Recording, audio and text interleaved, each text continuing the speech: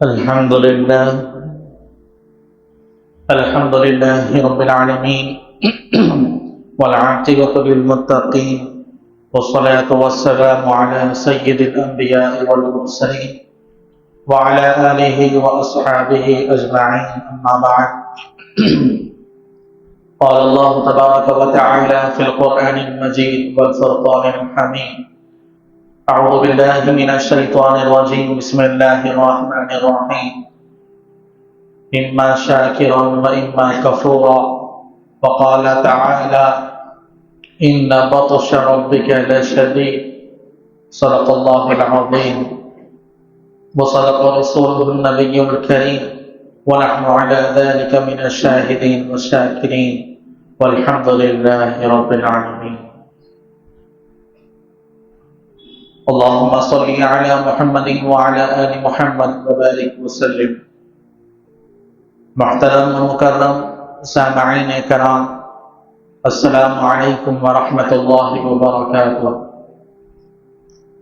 اللہ تبارک و تعالی نے اس دنیا میں دو راستے رکھے ہیں، اما شاکرا و اما کفورا. ایک راستہ اللہ کی فرما برداری کا راستہ ہے، ایک راستہ اللہ کی اطاعت و فرما برداری اور اللہ کے شکر گزاری کا راستہ ہے، اور ایک راستہ اللہ کی نافرمانی اور اللہ کی ناشکری کا راستہ ہے. اللہ نے ہمیں دو راستے کھول کر بتا دیے ہیں کہ تم جس راستے پر جانا چاہتے ہو چلو. پھر ایک دن آئے گا، پھر تمہیں موت آئے گی، پھر تمہارا حساب کتاب ہوگا، اور جس راستے پر تم چلا کرتے تھے اس کے حساب سے اللہ تمہیں اس کا بدلہ عطا کرے گا. جو سیدھے راستے پر چلتا ہے، جو اللہ کی فرما برداری میں چلتا ہے، جو اللہ کی اطاعت گزاری والی زندگی گزارتا ہے، تو اس کی آخرت گمان ہے کہ اچھی ہو جائے، گمان ہے کہ اللہ اسے جنت دے دے. اور جو گناہوں کا راستہ اختیار کرتا ہے، اللہ حفاظت فرمائے کہ اس کے لیے پھر دوزخ کا راستہ ہوتا ہے اور اس کے لیے جہنم کا فیصلہ ہوتا ہے. تو محترم سامعین کرام، اللہ تبارک و تعالی نے ایک طرف سچ رکھا تو دوسری طرف جھوٹ رکھا، ایک طرف نکاح رکھا تو دوسری طرف زنا رکھا، ایک طرف حیا رکھا تو دوسری طرف بے حیائی کو رکھا، ایک طرف امانت داری رکھی تو دوسری طرف دھوکہ دہی رکھی. تو یہ دنیا ہمیں دو راستے پر چلنے پر آمادہ کرتی ہے. یا تو تم اللہ کے بتائے ہوئے راستے پر چلو، یا تو ان راستوں پر چلو جو راستہ ہمیں شیطان بتاتا ہے. تو بہتر یہ ہے کہ ہم اس راستے پر چلیں جس راستے پر چلنے کا اللہ نے حکم دیا، اور وہی راستہ ہے جو ہمیں کامیابی کی منزل تک پہنچا سکتا ہے. جب انسان اس دنیا میں نیکی کرتا ہے تو اس کے اثرات اس کی زندگی میں نمایاں ہوتے ہیں، اور اس کا اثر اس کے نام اعمال میں ہوتا ہے، اور اس کے نام اعمال میں وہ جو بھی نیکیاں کرتا ہے وہ لکھا جاتا ہے. اور اس کے برعکس جب وہ گناہ کرتا ہے تو اس گناہوں کو بھی نام اعمال میں لکھا جاتا ہے، اور اس کی برائیوں کی نحوست اس کی زندگی میں داخل ہو جاتی ہے. اور کبھی کبھی اللہ تبارک و تعالی اس کے گناہوں کی وجہ سے اس کی پکڑ بھی فرما لیتا ہے، اور اس کے گناہوں کا عذاب کبھی اسے اس رہتی دنیا میں دے گا، یا اسے قیامت کے میدان میں دے گا، یا اسے اس گناہوں کا عذاب جہنم میں جا کر سہنا پڑے گا. تو محترم سامعین کرام، آج ہمارے ذہنوں سے جو بات دور ہو گئی ہے، جو ہمارے ذہنوں سے یہ بات نکل چکی ہے، وہ بات یہ ہے کہ ہم گناہ کرنے کے بعد یہ نہیں دیکھتے کہ اللہ کی اس پر پکڑ ہوگی یا نہیں ہوگی. ہم گناہ ایسا کرتے ہیں پھر ہمیں اس پر کوئی افسوس نہیں ہوتا. محترم سامعین کرام، جس طرح نیکی کے اثرات ہوتے ہیں اسی طرح گناہ کی نحوست بھی ہوتی ہے، اور وہ گناہ کی سب سے پہلی نحوست یہ ہوتی ہے کہ وہ آپ کے دل پر حاوی ہو جاتا ہے، وہ آپ کے دل کو اپنے قبضے میں لے لیتا ہے اور آپ سے جو چاہتا ہے وہ کرا لیتا ہے،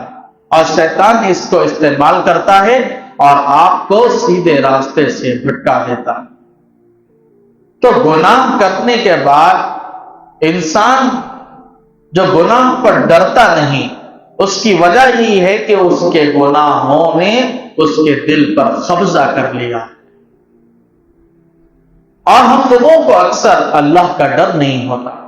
کہ اللہ تو غفور و رحیم ہے، اللہ معاف کرنے والا ہے، اللہ ضرور معاف کرے گا، لیکن یاد رکھنا اللہ جب پکڑتا ہے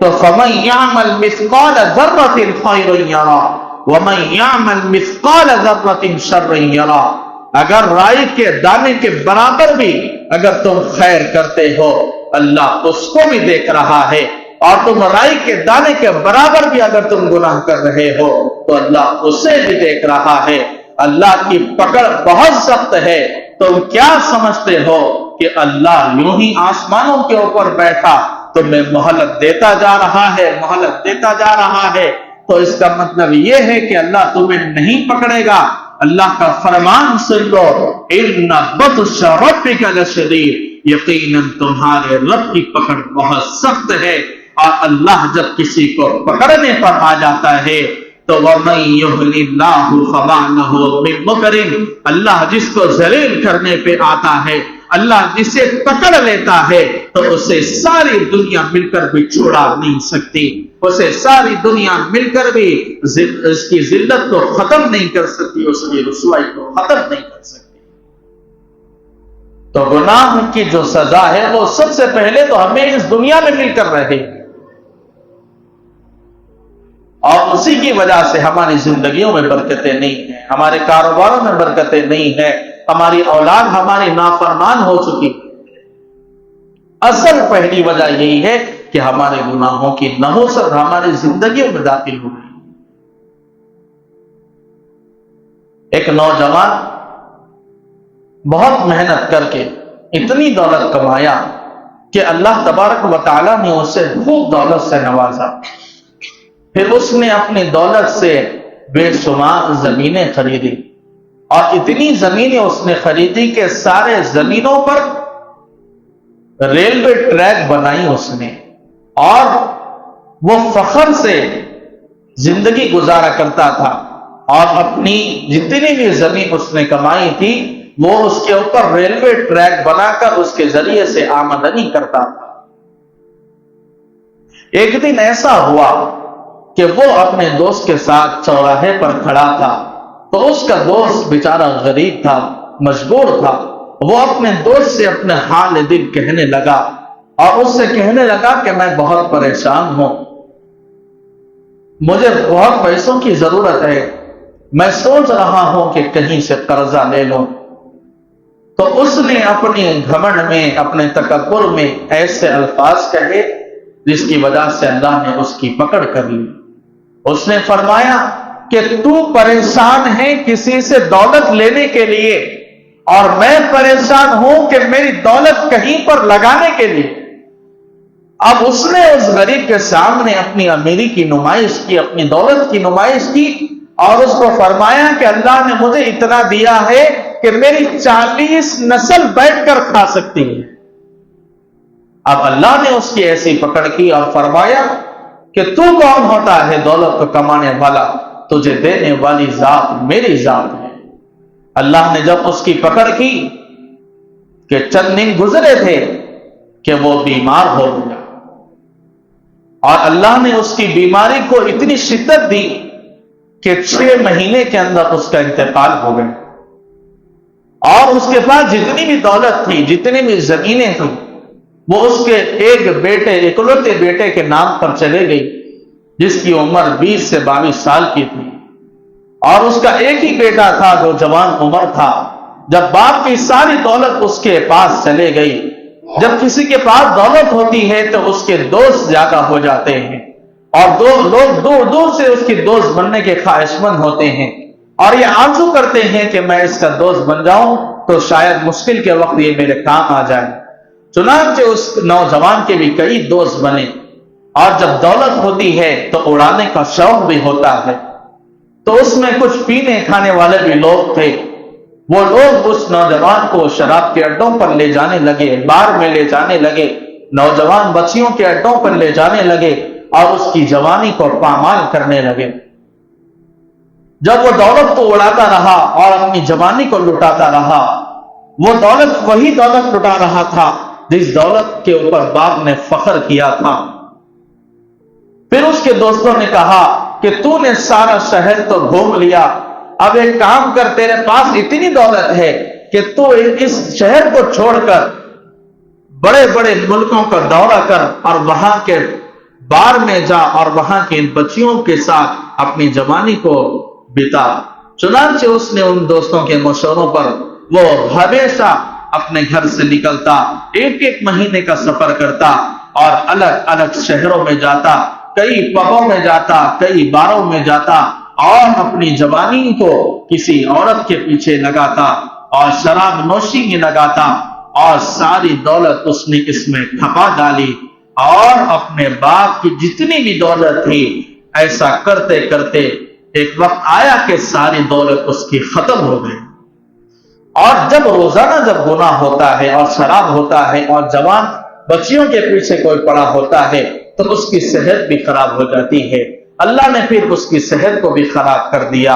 اور اس کو علاج کے لیے ایسے پیسوں کی ضرورت پڑی کہ اس نے اپنے باپ کی جتنی بھی زمینیں تھی، اس پر ریلوے ٹریکس بنے ہوئے تھے، اس نے ان زمینوں کو بیچا اور اس کے ذریعے سے اپنا علاج کرانا چاہا، لیکن دولت ختم ہو گئی، لیکن اس کا علاج ختم نہ ہوا۔ پھر وہ جس مکان میں رہا کرتا تھا وہ مکان بھی بیچنے کی نوبت آ گئی، اور اللہ نے اس سے اس کا مکان بھی چھین لیا۔ اور ایک وقت ایسا آیا کہ جس چوراہے پر اس کے باپ نے فخر سے یہ کہا تھا کہ میری 40 نسل بھی بیٹھ کر کھا سکتی ہے، اتنی دولت میرے پاس ہے، اسی چوراہے پر اس کا نوجوان بچہ بیمار کی حالت میں ہاتھوں کو اٹھا کر لوگوں سے بھیک مانگ رہا ہے۔ تو اللہ جب پکڑنے پر آتا ہے تو دنیا میں ہی اس کی پکڑ کر کے بتا دیتا ہے۔ تو گناہوں کی سزا دنیا میں بھی ہوا کرتی ہے، لیکن ہم اس کو جانتے نہیں، ہم اس کو پہچانتے نہیں، ہم اس سے ڈرتے نہیں، ہم اللہ کے عذاب سے ڈرتے نہیں۔ ہم تو بنداس ہیں،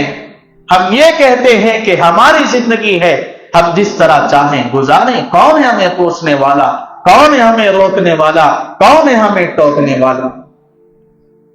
ایک نوجوان بچی تھی،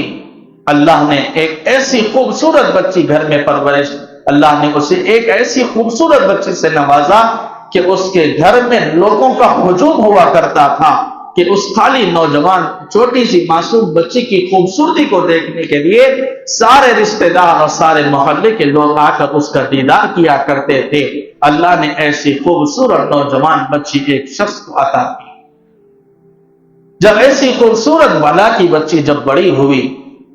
اور اس نے اپنی تعلیم کو حاصل کیا تو اس کی جوانی جب آئی تو اس کے اوپر کئی نوجوان فریفتہ ہونے لگے اور اس کے کئی رشتے آنے لگے، اور وہ بچی جب تعلیم کو حاصل کی تو اللہ نے اسے ایسی تعلیم دی کہ وہ ڈاکٹر بنی، اور ڈاکٹر نے اس کو اللہ تبارک و تعالی نے آپریشن کے قابل بنایا کہ کبھی بھی کوئی بھی آپریشن کا معاملہ آتا تو وہ سرجن بن کر اس آپریشن میں جا کر آپریشن کا کام کیا کرتی تھی، اور جب گھر میں جاتی تو اس کے لیے پہلے سے سینکڑوں رشتے تیار ہوتے۔ روزانہ جب وہ گھر آتی تو ماں باپ اس سے کہتے کہ بیٹا تیرے لیے اتنے رشتے آئے ہیں، تیرے لیے فلاں ڈاکٹر کا رشتہ آیا ہے، تیرے لیے فلاں کا بیٹے کا رشتہ آیا ہے، طرح طرح کے رشتے آتے تو وہ کہتی کہ ابا جان یہ رشتوں کا کیا ہے، یہ تو روزانہ میرے لیے آتے رہتے ہیں، اس کا کیا لینا دینا، جب وقت آئے گا تب میں کر لوں گی، ابھی ان رشتوں کو ٹھکرا دو اور انہیں کینسل کر دو اور کہہ دو کہ ہمیں نہیں چاہیے۔ چنانچہ روزانہ اس کے لیے رشتے آتے، لیکن وہ روزانہ اپنے رشتوں کو اسی طرح سے ٹھکراتی اور اپنے حسن پر، اپنی جوانی پر ایسا اطراتی، اسے اپنی خوبصورتی پر ایسا ناز تھا اور اسے ایسا گھمنڈ تھا کہ وہ سمجھتی تھی کہ ساری دنیا اس کے حسن کی غلام ہے، میرے لیے تو 100 نہیں بلکہ لاکھوں کروڑوں رشتے آئیں گے، میں ایسی خوبصورتوں کی بلا ہوں۔ لیکن اللہ نے اس کی پکڑ فرما لی اور کہہ دیا کہ حسن دینا بھی میرے قبضے قدرت میں ہے، اور فرمایا فی ای صورت ما شاء رکبک، جو صورتیں میں بناتا ہوں وہ میں ہی تمہاری ماں کے رحم میں بناتا ہوں، تم کون ہو اپنی خوبصورتی پر ناز کرنے والے؟ چنانچہ اللہ کی پکڑ ایسی آئی کہ ایک مرتبہ وہ آپریشن کے لے گئی، اور آپریشن کے دوران اللہ نے اسے ایسے مرض میں مبتلا کر دیا کہ اس کے دونوں ہاتھ بدصورت ہو گئے اور اس کے دونوں ہاتھ ایک بیماری میں مبتلا ہو گئے، اور اللہ تبارک و تعالی نے اس کے سارے وجود کو جیسا تھا ویسے ہی رکھا، لیکن دونوں ہاتھوں کو بدصورت کر دیا۔ اب جب رشتے آتے تھے، جب کوئی بچی کو دیکھنے آتے تو بچی کو پسند تو کرتے تھے، لیکن وہ ہاتھوں کو چھپائے کھڑی ہوتی، تو سوال کیا جاتا کہ یہ اپنے ہاتھوں کو کیوں چھپا رہی ہے؟ تو فرمایا جاتا کہ اسے فلاں بیماری نے پکڑا ہے۔ تو رشتے کئی آتے تھے، لیکن اس کی ایک بیماری کی وجہ سے اس کا رشتے آنے بند ہو گئے۔ جو روزانہ ہزاروں کے رشتے آتے تھے وہ کم ہوتے ہوتے 100 کی تعداد میں ہونے لگے، اور جب 100 کی تعداد میں ہوتے ہوتے اب 10 اور 5 کی تعداد میں آنے لگے۔ پھر ایک وقت ایسا آیا کہ اس کی عمر ڈھلتی گئی، اس کی جوانی ڈھلتی گئی، اس کی خوبصورتی ڈھلتی گئی، اور اللہ نے بھی اپنی پکڑ کا مظاہرہ بتا دیا۔ پھر اس نے وہ خاتون جو اپنی خوبصورتی پر ناز کیا کرتی تھی، وہ آدھی رات میں اٹھ کر اللہ سے دعا کرتی ہے کہ اے اللہ، میری جوانی ڈھل چکی ہے، میرا حسن ختم ہو چکا ہے، میں آپ کی مدد کی محتاج ہوں، میری مدد فرما دیجئے، میرا نکاح فرما دیجئے۔ لیکن اللہ نے اسے کوئی نکاح نہیں دیا۔ وہ صبح اٹھتی انتظار کرتی، رات ہوتی انتظار کرتی، لیکن اسے اب کوئی رشتہ نہیں آ رہا تھا۔ آخر میں بچی بیزار ہو کر باپ سے کہنے لگی کہ ابا جان، میں کنواری رہنے سے اچھا ہے کہ کسی ریڈی والے سے میرا رشتہ کر دے، کسی رکشہ چلانے والے سے میرا رشتہ کر دے، میں اس کے ساتھ زندگی گزار لوں گی، لیکن اکیلے زندگی گزارنا میرے لیے گزارے کی کوئی گنجائش نہیں ہے، اب میری عمر بھی ڈھلتی جا رہی ہے۔ اللہ تبارک و تعالی جب پکڑنے پر آتا ہے تو چاہے مرد ہو یا عورت ہو، چاہے حسین ہو یا خوبصورت ہو، چاہے دولت مند ہو یا غریب ہو، اس کی پکڑ ایسے کرتا ہے کہ ساری دنیا مل کر بھی اسے مدد نہیں کر سکتی، ساری دنیا مل کر بھی اسے عروج نہیں دے سکتی۔ اسی طرح کا ایک واقعہ ہے کہ ایک پولیس والا تھا جو 24 گریڈ کا پولیس والا تھا، جو ڈپٹی پولیس سے بھی بڑا ہوا کرتا تھا، وہ رشوت کی کمائی کمایا کرتا تھا، اور اسے اللہ نے ایسی دولت سے نوازا کہ وہ رشوت لیتے لیتے اللہ نے اسے خوب دولت عطا کی تھی۔ اس واقعے کو کہہ کر میں اپنی تقریر کو ختم کروں گا۔ پھر اس نے زمینوں کو خریدنا شروع کیا، پھر اس نے اپنے گھر کے لیے جب انتخاب کیا تو ایک محلے میں اس نے ایک گھر لیا اور ایک گھر کی تعمیر فرمائی، اور وہاں گھر لے کر اس میں جا کر وہ بس گیا۔ لیکن جو اللہ کا عاشق ہوتا ہے وہ مسجد کے پڑوس کو خوش نصیبی سمجھتا ہے، لیکن جو اللہ کی بغاوت میں زندگی گزارتا ہے اسے اللہ کی مسجد پسند نہیں آتی، اسے اللہ کی آواز پسند نہیں آتی، اسے اللہ کے گھر کے لوگ پسند نہیں آتے۔ وہ بھی اسی قسم کا آدمی تھا، اسے پتا نہیں تھا کہ وہ اس نے اپنا گھر کہاں لیا۔ جب وہ اپنے گھر میں شفٹ ہوا تو اسے معلوم ہوا کہ اس کے گھر کے بازو ہی ایک مسجد ہے۔ پھر اس نے جب رات میں اپنی نیند آرام کرنے کے لیے اپنے بستر پر گیا، اور جب فجر کا وقت ہوا تو مؤذن نے مسجد میں اذان دی، اور اذان کی آواز سے وہ پولیس والے کی آنکھ کھل گئی، اور وہ ڈر اور وہ غصے میں آیا اور جلال میں آیا، اور اس نے صبح ہوتے ہی مؤذن کو بلایا اور بلا کر کہا کہ میں پولیس والا ہوں، میرا مقام بہت بڑا ہے اور میرا لیول بہت بڑا ہے، میں تم سے یہ کہہ رہا ہوں کہ فجر کی اذان مائک میں نہیں دینا، کیونکہ میرے نیند میں خلل ہو رہا ہے، میں صبح کے وقت سویا کرتا ہوں۔ اب معزز نے کچھ نہیں کہا، اپنی زبان میں لگام لگائی، کیونکہ ہم وہ ہیں جو کسی سے کہتے نہیں، ہمارے بدل ہمارا جواب اللہ دیا کرتا ہے۔ وہ خاموش رہا اور اپنے کمیٹی والوں سے جا کر کہا کہ پولیس والے کہہ رہے ہیں کہ اذان دینے سے منع کیا جا رہا ہے۔ تو انہوں نے فرمایا کہ ہم تو ضعیف لوگ ہیں، ہم اللہ کی اذان کو سن کر بیدار ہوتے ہیں اور اسی آواز سے نماز پڑھنے کے لیے مسجد میں آتے ہیں۔ تم اذان دینا، اگر پولیس والے کو کچھ تکلیف ہے تو وہ اپنا گھر یہاں سے کہیں اور شفٹ کر لے۔ چنانچہ دوسرا دن ہوا، پھر فجر کی اذان کے لیے مؤذن نے اذان دی، پھر پولیس والے کی نیند میں خلل ہوا، پھر وہ صبح ہوئی تو پولیس والے نے مؤذن کو بلایا اور اپنے گھر بلا کر اسے ایک بھیری لگائی، اسے ایک جھاپڑ لگایا اور فرمایا کہ تجھے سمجھ میں نہیں آتا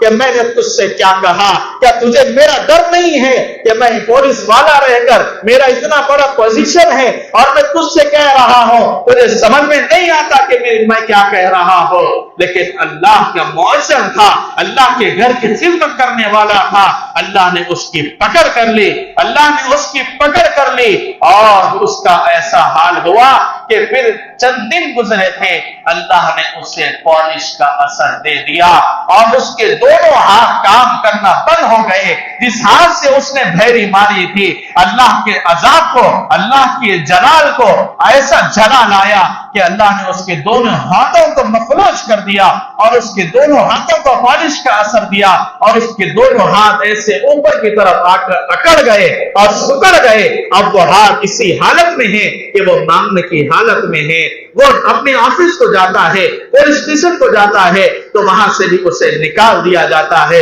اور کہا جاتا ہے کہ تمہارے ہاتھ کوئی کام کے نہیں ہے تو اسی لیے تمہارا بھی اب کوئی کام نہیں ہے۔ چنانچہ اسے وہاں سے نکال دیا گیا۔ جو دولت اس کے پاس تھی وہ دولت اس نے علاج کے لیے لگائے، اپنے کھانے پینے کے لیے لگائے، اپنے بیوی بچوں کے اخراجات کے لیے لگائے، لیکن وقت گزرتے گزرتے وہ دولت بھی ختم ہو گئی۔ وہ پولیس والا اپنی بیوی سے چڑچڑ پنا کرنا شروع کر گیا اور اپنی بیوی کو گالی گلوچ دینے لگا کہ تم میری خدمت نہیں کرتی، تم مجھے کھانا نہیں کھلاتی، تم مجھے چائے لاتی ہو تو ایک ٹھنڈی چائے لے کر آتی ہو۔ بچوں کو گالی دینے لگا کہ تم میری خدمت نہیں کرتی۔ وہ آخر میں اس کی بیوی بھی بیزار ہو گئی، اس کی اولاد بھی بیزار ہو گئی۔ وہ کہنے لگے کہ ہم آپ کی خدمت کرتے رہے لیکن آپ کو گوارا نہیں ہوا۔ چنانچہ اس کی بیوی اور بچوں نے اپنے باپ کو چھوڑ کر وہاں سے نکل گئے اور اس نے فون لیا اور اپنے بھائی کو فون لگایا اور کہا کہ دیکھو میں پولیس کے اثر میں ہوں، میں اب کوئی کام نہیں کر سکتا، میں نے بچپن سے بڑے ہونے تک تیری مدد کی ہے، اب تم میری مدد فرما۔ چنانچہ بھائی بھی محبت کرنے والا تھا، اس نے اپنے پولیس والے بھائی کو اپنے گھر لے گیا اور اس کی خدمت کرنے لگا۔ اپنی بیوی سے کہنے لگا کہ تم میرے بھائی کی خدمت کرنے لگو، کیونکہ وہ پولیس والے کے مزاج میں تھا، وہ بدتمیز تھا، وہ جھڑکنے والا تھا۔ اس نے اپنی بھابھی کو بھی جھڑکنے لگا اور کہنے لگا کہ تم کیا چائے لاتی ہو، یہ چائے ٹھنڈی لے کر آتی ہو، یہ کیسے کھانا بنا رہی ہو، اس میں مزہ نہیں ہے۔ چنانچہ اس بھائی کی بیوی نے بھی بھائی سے کہا کہ یا تو تم مجھے اپنے گھر میں رکھو یا تمہارے بھائی کو اپنے گھر میں رکھو۔ چنانچہ ایسے ہی دن گزرتے گئے۔ پھر بچوں نے بھی کہا کہ ابا جان اب ہم برداشت نہیں کر سکیں گے، یا تو آپ ہمیں اپنے گھر میں رکھیے یا آپ کے بھائی کو اپنے گھر سے نکالیے۔ چنانچہ اسے بھی اپنا گھر ٹوٹتا ہوا نظر آنے لگا۔ اس نے اپنے پولیس والے بھائی کو اپنے گھر سے باہر نکال دیا، اپنے بچوں کے ذریعے سے، ویل چیئر کے ذریعے سے اسے گھر کے باہر نکال کر ایک چوراہے پر چھوڑ دیا۔ اب وہ چوراہے پر اسی حالت تک پڑا رہا، تپتی ہوئی تیز دھوپ اس پر پڑتی رہی اور اس کے پالش کے اثر میں اللہ نے ایسی اور قدرت دی کہ اس کے دونوں پاؤں بھی اکڑ گئے اور دونوں پاؤں بھی اوپر کی حالت میں آ گئے اور اس کے ہاتھ کے ساتھ اس کے پاؤں بھی جڑ گئے۔ اب نہ ہاتھ کام کے رہے نہ پاؤں کام کے رہے اور وہ انہی ہاتھوں اور پاؤں سے اللہ کے نام پہ بھیک مانگ رہا ہے اور لوگوں سے کہہ رہا ہے کہ اب میرے پاس کچھ نہیں رہا، اللہ کے نام پہ میرے گزارے کے لیے کچھ روزی دے دو، اللہ کے نام پہ مجھے کھانے کے لیے کچھ دے دو۔ ایک نوجوان بچہ کالج کو جانے والا، اس نے تھوڑے سے پیسے اس کے ہاتھ میں دینے چاہے تو اس نے فرمایا کہ میرا ہاتھ پاؤں دونوں بھی کام نہیں کر رہے ہیں، نہ ہی تو میں روٹی خرید سکتا ہوں نہ खाना खा सकता हो, तुम भी कुछ थोड़ा सा खाना लाकर मुझे दे दो। फिर वो नौजवान रोटी लेकर आता है और उसे हाथ में देने की कोशिश करता है, लेकिन उसके हाथ में रोटी पकड़ने की ताकत नहीं है। उसने फरमाया कहीं न कहीं तो रखो, मैं खाने की कोशिश करूंगा। चुनांचे पांव का जो अंगूठा होता है और उसके बाजू की जो उंगली होती है, इन दोनों के बीच में रोटी के टुकड़े को उसने अटकाया और वो पांव के अंगूठे के बीच में रोटी को पकड़कर नोच नोच के अपने मुंह से खा रहा है। जिस अल्लाह के नाम को सुनकर वो अपनी अकल बता रहा था, अपने मौजन को भरी मारा था, आज अल्लाह ने उससे दुनिया पे कहीं का नहीं छोड़ा, न चलने के काबिल छोड़ा, न कोई काम करने के काबिल छोड़ा। आज वो अल्लाह के नाम पे भीख मांग रहा है। मैं तुमसे भी कहता हूं, तुम मौजन को जलील समझते हो, तुम इमाम को हकीर समझते हो, अल्लाह से डर जाओ, अल्लाह के अजाब से डर जाओ। अल्लाह की पकड़ बहुत सख्त है। अल्लाह अगर पकड़ने पे आ जाए तो तुम्हें भी ऐसे ही पकड़ेगा। अल्लाह ताला से मैं दुआ करता हूं कि अल्लाह तबारक व तआला हमें अल्लाह की पकड़ से बचने की तौफीक अता फरमाए और गुनाहों को करने से अल्लाह का खौफ अता फरमाए और अल्लाह के खौफ के साथ जिंदगी गुजारने और बनने की तौफीक अता फरमाए। आमीन या